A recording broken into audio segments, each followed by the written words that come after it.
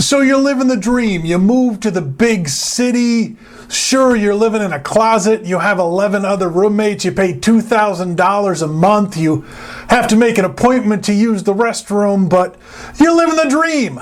And you brought your sweet, sweet axe with you. The trouble is, you need an amp to get the noise out of it that's not going to break the bank or get you evicted or drive your other 10 roommates bananas. Don't worry. We got you covered. The Vox Amplug 2, this week on Learning Curve.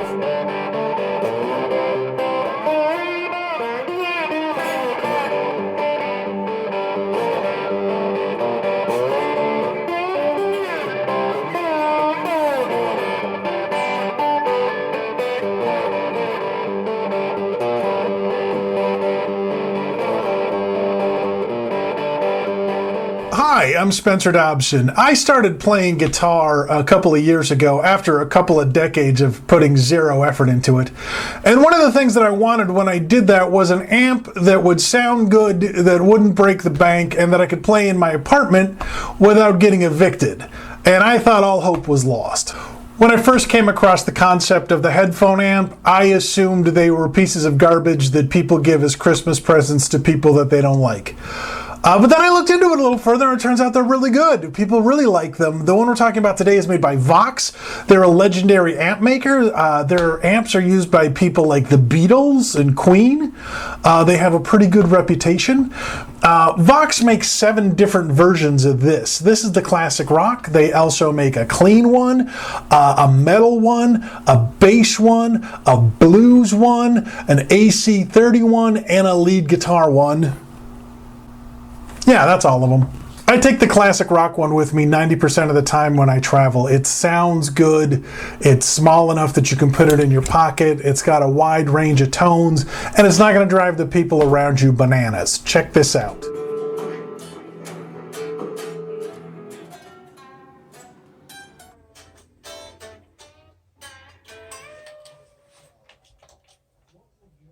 The Classic Rock Amplug 2 emulates the classic crunch of a UK-made 100-watt amp. It has 3 different modes: green, orange, and red. Green is mid-boost off, orange is mid-boost low, and red is mid-boost high.